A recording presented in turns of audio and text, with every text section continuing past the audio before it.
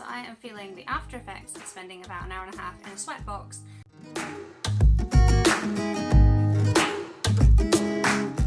Hi and welcome to my channel. My name is Sarah and I love to talk about books, and this week I'm going to do a tag video, and I know I did one last week and it's probably some sort of booktube faux pas to do 2 tags in a row or something. I don't care, I'm doing it because I've wanted to do this tag ever since I first saw it, probably around this time last year. And it's a little known tag that you absolutely will not have seen every other person you're subscribed to doing. It's the mid-year freakout tag. I know, I'm so original. You never see me jumping on any bandwagons. But before I jump into the questions, I just want to say I hope everyone's having a good week, that you're all reading books that are not sending you into a reading slump. Drop a comment below and tell me what you're reading, what you've been up to. I look a little bit flushed and flustered at the moment because it's pretty warm here, but in true Scottish style, because it's so hot, the weather's about to freak out and we're about to have torrential rain. But I had to do my first visit into my office, and by that I don't mean my office upstairs in my house. So it turned out that the air conditioning in my car works really well in winter. So I am feeling the after effects of spending about an hour and a half in a sweatbox. So shut up, Sarah, let's get on with the questions. I'm going into this a bit unprepared. I've got the questions in front of me, I've got my Goodreads open in front of me, so let's just see what I can think of off the top of my head. So question 1 is the best book you've read so far in 2020. I'm indecisive, okay? There's probably going to be multiple answers for all of these questions, as there are in pretty much every tag that I ever do. So best books this year. Now there's 2 ways of looking at this. There's books that were released this year, and there's just the bigger pool of books that I have read this year. So good books that I have read that were released this year. We've got Saint X by Alexis Schaitken. We have Scabby Queen by Kirsten. There is Scenes of a Graphic Nature by Caroline O'Donoghue. And oh, of course, Summerwater by Sarah Moss. They all start with S. That's a bit creepy. Or a bit Sesame Streety. This year's reading was brought to you by the letter S.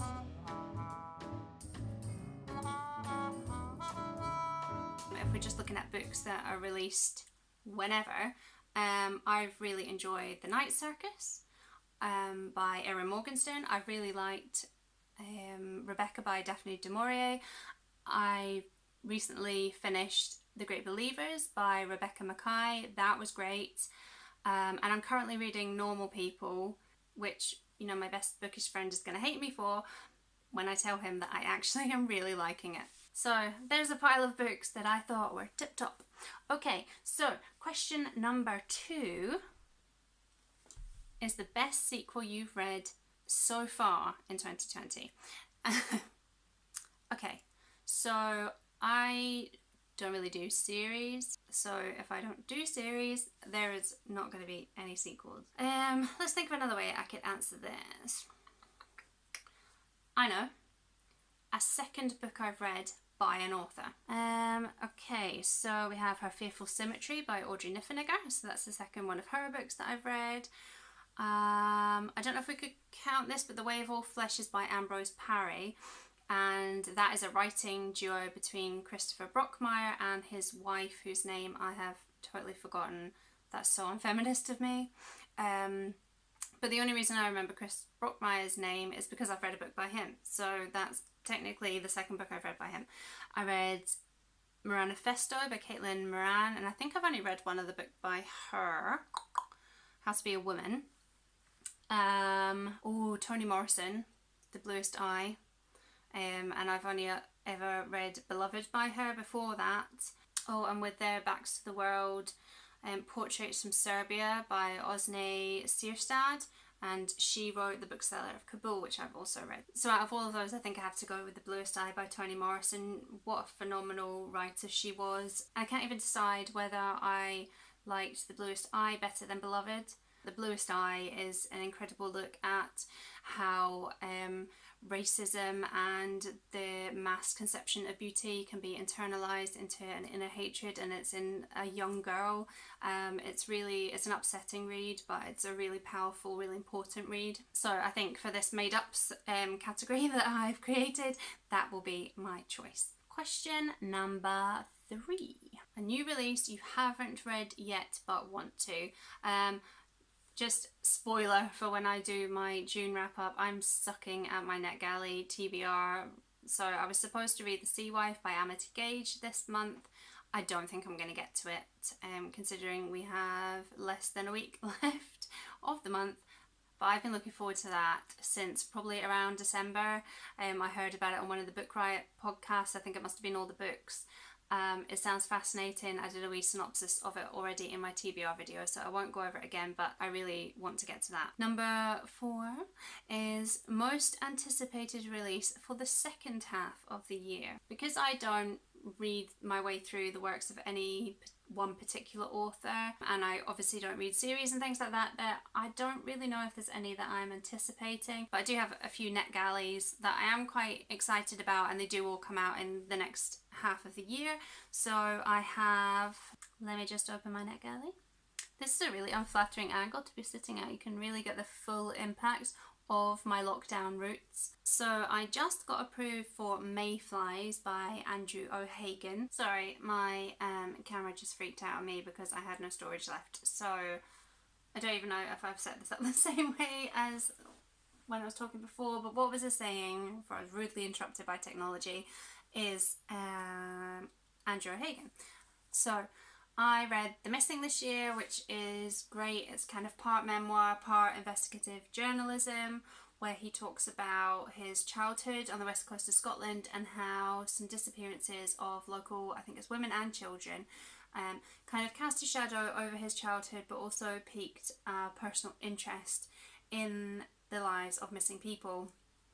And then his work later in life as a journalist, looking at missing person cases, speaking to like teenage runaways, and also looking at the victims of Fred and Rosemary West.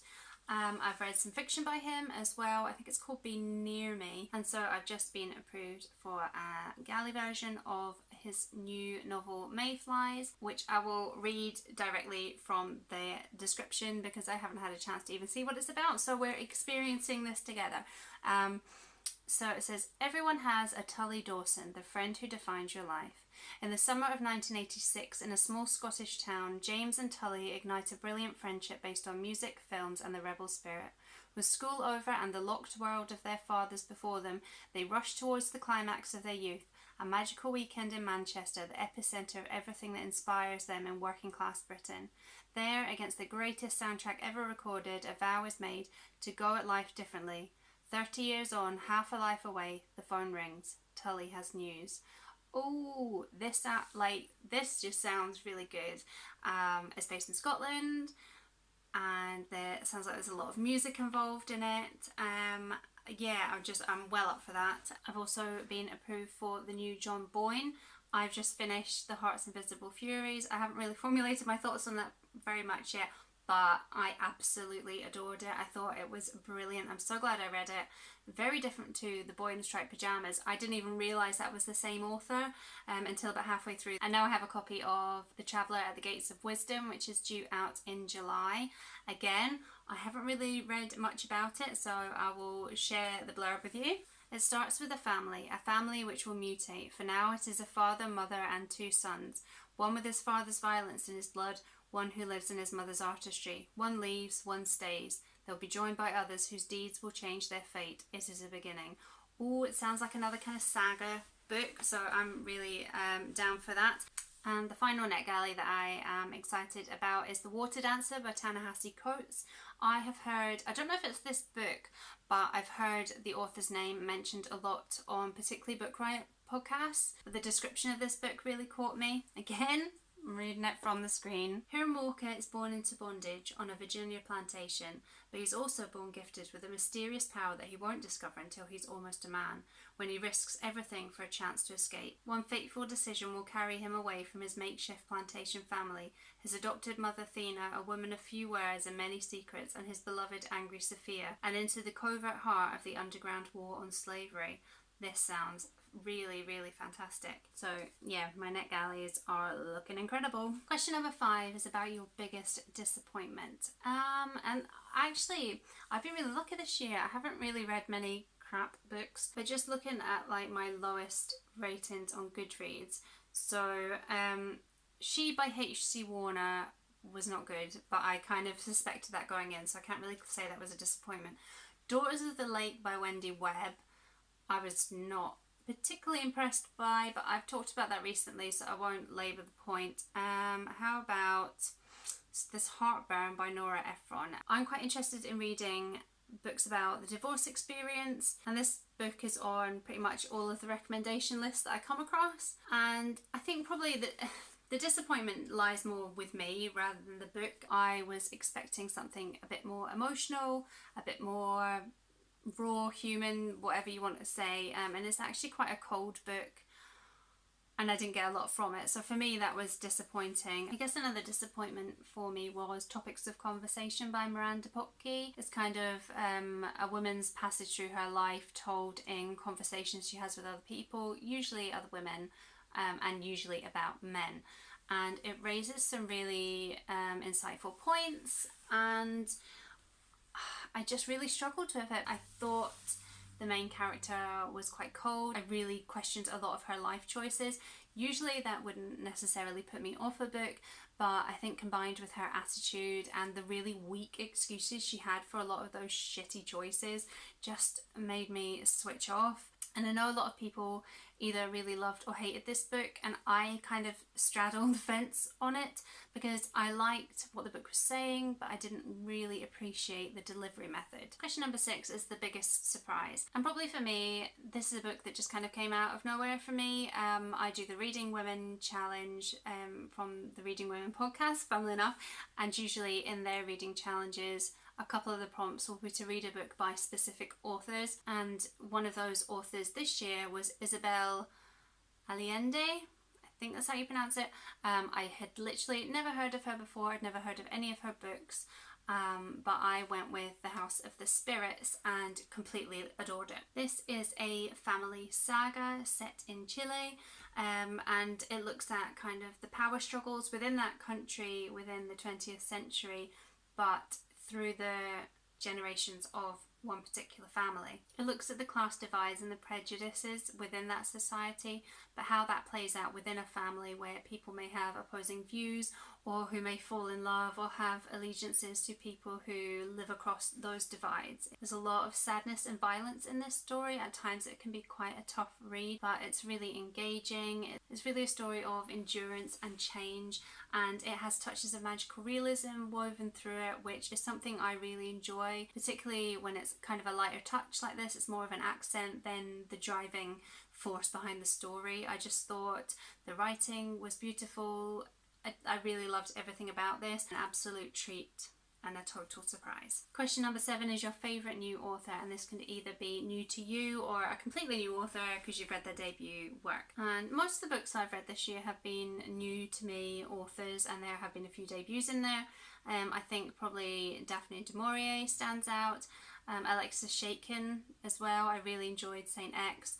But probably who I'll go with is Sarah Moss, because I enjoyed Summerwater so much I actually have already bought my next Sarah Moss book to read. Summerwater struck me as very beautiful. There was a really nice sense of nature. I really liked the way she built the story. There was just really nothing not to like in that book, and so I'm excited to read more of her. Number 8 is your newest fictional crush. Now I might be showing my age here, but I don't have fictional crushes. In fact, I don't think it's an age thing, because I don't think I've ever had a fictional crush. I'm really looking through the books that I've read this year, there is not one desirable man in any of them. Maybe that's because I don't really read romances, but even like the most obvious romancy book that I've read this year, which was About the Night by Anat Tashir. I was not in the slightest bit attracted to Elias, so yeah, I don't really have a fictional crush. Number 9 is your new favourite character, and God, sorry to sound like a bad reader, but I don't really stan over any characters, although there have been some nice character, nice? Oh, that's such a horrible way to describe someone, even if they're fictional. But there have been some really good characters in books that I've read. I'm thinking Charlie from Scenes of a Graphic Nature. I really enjoyed her. I think if I met her in real life, I'd probably want to be her friend. I liked North and Callanish from The Gracekeepers. I just found them really intriguing. And Sarah, the maid from the Ambrose Parry book, she was just a bit of a badass, so I quite liked her as well. Number 10 is Book That Made You Cry. Oh my god, I sound like such a bad reader because I don't cry very often at books. I don't know what that is, because books do move me, but for some reason they don't make me cry as much as like a film or a television series. I can be like sobbing at something I've seen on screen, but a book doesn't really ever have that effect on me. Sometimes I'll read something that triggers that sort of upset in me, but it's normally when it's something that I can relate to my own life. Like last night, something I read in Normal People had me actually sobbing myself to sleep because it really hit a raw nerve. But that wasn't necessarily the book itself. Other people would probably read that section and not find it upsetting at all. But looking through my Goodreads, actually, there are a couple that have really touched me. Wintering by Catherine May, I found some of the points she made about going through dark times in our lives really struck me. And also This Is Me Letting You Go by Heidi Priebe. That is obviously a really emotionally charged book, and there were bits of that did have me sobbing. Number 11 is a book that made you happy, and guys, like, reading makes me happy. I do have a couple that have made me probably laugh out loud this year. The first was Shrill by Lindy West. She's hilarious, and she does talk about serious things in Shrill, but she's just got such a natural wit. She is a comedian after all, but that just really shines through. I think she's great. Another book that made me laugh, maybe unintentionally, was The Silver Linings Playbook. I found it really funny that Pat's rages and flashbacks were triggered by a Kenny G song. I don't know, when I read it I thought it was supposed to be funny, but it turns out a lot of people like Kenny G, so maybe it wasn't meant to be funny, but I found it really funny. Number 12 is the most beautiful book you've bought this year so far. I haven't bought many books this year, actually, thank you lockdown, but I did get some with my birthday money that are sitting up here, but I've already had a little route through because I did remember that this was one of the questions. And actually I quite like Night Waking. I think that's a really nice cover. I have a thing about clouds and sky, so I really like that. But I also really like this cover for Diane Setterfield's Bellman and Black. It's really simple, but I absolutely love that colour. That is one of my favourite colours. That's a good looking book. And the 13th and final question you'll be glad to hear is what books do you need to read by the end of the year? I need to read loads. I have obviously got my reading challenges that are ongoing, but I am up to date with them. So although I probably still have about 30 books to read for them, they are well in hand. But I also have 15 NetGalleys that I need to get through as well. So I really need to get cracking with that. I won't go into detail about any specific titles because now we're at the halfway mark of the year. I'm going to do a separate video as an update to the reading challenges that I do. And actually I realised that although I mention them all the time, I've never done a video on my reading challenges to explain what they are. So I'm going to do a video about those separately soon. Right, my bum's gone to sleep, so I need to get up and move around. So let's wrap this up here. I hope you enjoyed my little mid-year summary. If you've done one yourself, drop me a link in the comments. If you like what you see, I put up a new bookish video every Saturday, so please subscribe. And until next time.